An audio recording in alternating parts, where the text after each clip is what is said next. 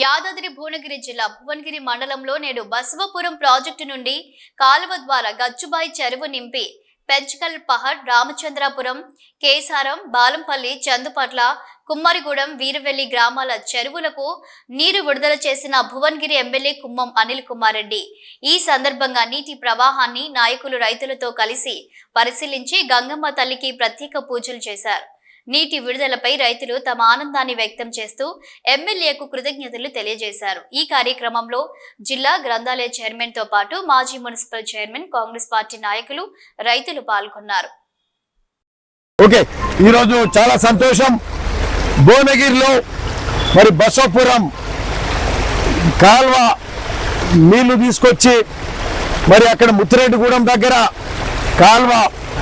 కాల్వకు అడ్డంగా మరి కొంతమేర కటింగ్ కాకపోతే ఆ కటింగ్ కూడా చేపించి గత 5-6 రోజుల నుంచి రైతుల పొలాలు ఎండిపోతున్నాయని మరి వాళ్ళు చెప్పడం, వాళ్ళ ఆవేదన అవన్నీ కూడా చూసి వాళ్ళ ఆలోచన మేరకు మళ్ళీ ఆడ ముత్తిరెడ్డిగూడెం దగ్గర ఆ కెనాల్ అడ్డంగా ఉన్న ఏదైతే కటింగ్ ఉండేనో కటింగ్ ఆ గ్రామస్తులను కూడా ఒప్పించి వాళ్ళని బతిరాడడం, ముదిరేసడం అని మరి ఆ విధంగా ఆ కటింగ్ కూడా చేసుకొని నీళ్లు మరి తీసుకొచ్చే కార్యక్రమం చేసినాం.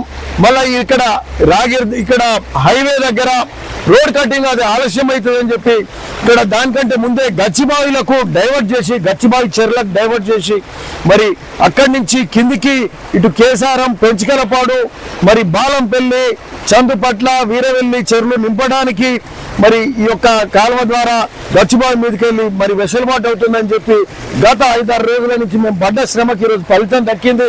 ఈరోజు మీరు చూస్తున్నారు, ఈ నీళ్ళు ఇట్లా పోతున్నాయి. రైతుల కళ్ళల్లో ఈరోజు నిజంగా సంతోషంగా ఉంది, ఆనందంగా ఉంది. మాకు కూడా సంతోషంగా ఉన్నది.